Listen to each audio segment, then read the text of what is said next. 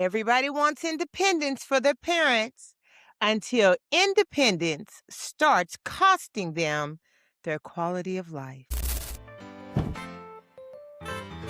Hey, loves. Welcome to A Touch of Love Talks podcast. I'm Lovey Baxter, family nurse practitioner, master's level social worker, and certified dementia practitioner.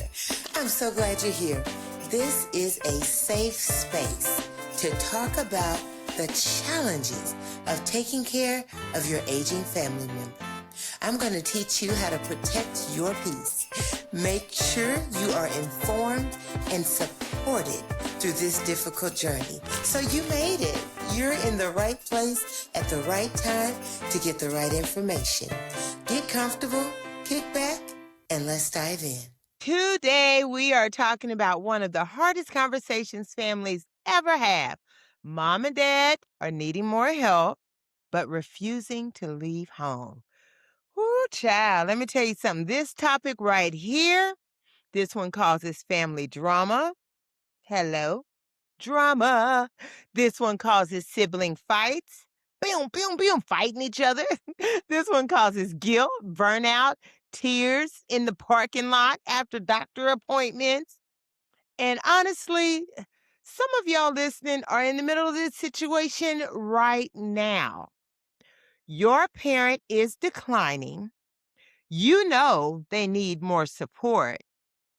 But every conversation turned into an argument.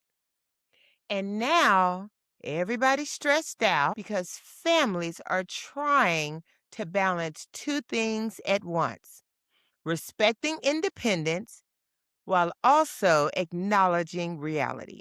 And sometimes reality hurts because there comes a point where love alone is no longer enough to hold everything together. You know, love does not replace the level of care someone actually needs. It just doesn't. So you have to ensure that your loved ones get exactly what they need. Let me paint the picture. Mom has fallen twice this year, okay? Dad keeps forgetting medications. The refrigerator smells horrible. Been there, done that. Bills are piled up, they're unopened. The same stories are being repeated over and over and over again. But every time somebody says, maybe we should look into more help, here it comes. Here it comes. I'm not leaving my house. Y'all just want control. I've lived here for 40 years. I'm fine. Stop treating me like a child. And it goes on and on and on. And immediately everybody shuts down emotionally. You got one sibling crying, one defensive, one sibling barely helping suddenly becomes the expert on caregiving. Meanwhile, that one child, usually, that's carrying all the responsibility still is drowning. They're missing work, they're losing sleep, and they're mentally exhausted, trying to keep it together. A situation that is becoming harder and harder to manage. And this is where resentment starts building, if you want to be honest, because caregiving imbalance will expose family dysfunction fast. The sibling doing the least amount of work is usually the loudest. I'm just saying, usually that's the one that is got the most to say in the situation. And I need families to understand something. Decline does not stop because the family is uncomfortable discussing it. Oh my goodness. It doesn't stop, y'all. So families don't avoid these conversations because they don't care. They avoid them because the truth hurts. But we got to face it. We got to get to the point where we are very comfortable talking about end of life or talking about changes in senior care. Families keep waiting for some huge dramatic moment, but most decline happens quietly, right? We've talked about that before. It starts small, very, very small. missed medications, weight loss, confusion at night, expired food, missed appointments. All of these small details, even ADL care starts slipping. They're not bathing consistently. Isolation, don't forget about that one. They used to like to go places, now they don't want to go anywhere. Repeated falls, heaven forbid that one happens. Forgetting to pay bills, losing track of time. And families tend to normalize that. Oh, that's just old age. Or, oh, she's always been forgetful. Here's for my men out there. Oh, he's just stubborn. That's just dad. No. Sometimes families are minimizing serious decline because emotionally they're just not ready to accept what's happening. And I understand that because acknowledging decline feels painful. It feels like losing pieces of your parent in slow motion. But pretending things are manageable does not make them manageable. It doesn't. Denial plays a big part in this. Denial delays support, but decline keeps progressing anyway. So let's talk about why seniors fight help so hard. Now let's talk about the emotional side of this, because all know I have to type into the emotional side. Seniors are not just being difficult for no reason. That home that they're protecting when they say they don't want to leave their home, it represents identity. It represents routine, comfort, control, memories, familiarity. So when families start talking about caregivers or placement or going somewhere or even needing help, right? Many seniors hear, you're losing your freedom. No. They fear everything. And fear makes people defensive. Y'all know that. Especially older adults who spent their entire lives taking care of other people. Now, suddenly, people are trying to help them. And that role reversal feels humiliating. It feels scary. And especially for my strong parents, especially parents who have always handled everything. Especially my fathers out there who were the providers. Now somebody's got to take care of them? Say what? Especially mothers who have raised entire families. How you going to take care of mama now? Now suddenly somebody wants to help them shower, manage their medications, or monitor what they are going to eat? Are you really telling me this? That's emotionally difficult. And families have to approach these conversations with compassion instead of force because nobody responds well to feeling controlled. You don't have to be Scooby Doo to figure that one out, okay? Nobody likes control. Sometimes my seniors are not fighting help, they're fighting the fear of losing themselves. That's all it is. That's what they're fighting. They don't want to lose themselves. So let's talk about the child doing everything.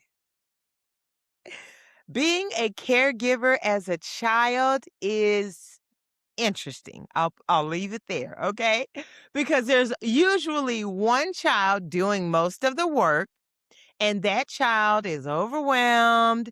That child is answering the late night phone calls. What else are they doing? Going to the doctor appointments, managing medications. Help me with the list, y'all. Handling emergencies, and basically trying to hold everything together, right? Meanwhile, let's just say they are they're involved, but they're not involved, right? Let's say the rest of the family, they're saying, "Well, just let mom stay home if that's what she wants." Easy to say when you aren't the one carrying the responsibility, right? Caregiving looks different when you are the one actually doing it every single day. And sometimes caregivers, I'm just saying, they feel trapped between guilt and exhaustion. And that's a crazy streak to be on, okay? Because they love their parents deeply, but they also know the current situation is becoming unsustainable. If you are residing on the street of exhaustion and overwhelmed, that's not good. The most overwhelmed person in the family is usually the one closest to the truth. Hello? Hello? Is this thing on? I'm just saying, I want y'all to hear me. So I have a letter that I want you all to listen to. This one is good, y'all. Okay, here we go. Okay, so here's the family letter, y'all. This is a good one. Dear Lovey, my mother insists she can continue living alone. Mm. But honestly, I don't think she realizes how much assistance she really needs. Okay. I'm the one buying groceries. Here we go. Organizing medications, paying bills, checking on her constantly, and making sure that she eats. My brothers think I'm overreacting. I told y'all this is how it plays out because they only see her occasionally, but I'm exhausted. And every time I bring up more help, she cries and says, "We're trying to throw her away. I don't know what to do anymore." Ooh, child. I told y'all this is how it plays out. When you are that close to the situation and you know what's going on, it's hard. It's hard. So, first of all, to the caregiver who wrote this beautiful letter in, thank you. I appreciate you. But listen, you are not crazy. And you are not a bad child for acknowledging that somebody may need more support. Families have to stop waiting for absolute disaster before taking action. Don't wait till it all falls apart. Because sometimes people survive situations they should have never been left managing alone in the first place. So, waiting for a crisis is not a care plan. I just don't want you to wait. I want you to make the decision for your mom now. Make the decision now before something happens. Your letter was straight and to the point. Get your mom some help, okay? So instead of asking, "What does your mom want?" families should ask, "Can she realistically manage daily life independently? Is she eating consistently? Can she manage medications correctly? Is she isolated? Is she becoming confused?" All of these are questions that you need to ask so that you know how to respond. Okay? And speaking of responding, can your mom even respond in case of an emergency? Is the current setup emotionally and physically sustainable? Those are the questions you need to be considering when you're looking at, do you need to bring in someone else? Those are the conversations that you need to have because this is not about taking away dignity. It's about making sure seniors receive the level of support their current condition requires. And honestly, many seniors improve emotionally and physically once the family finally gets them some assistance.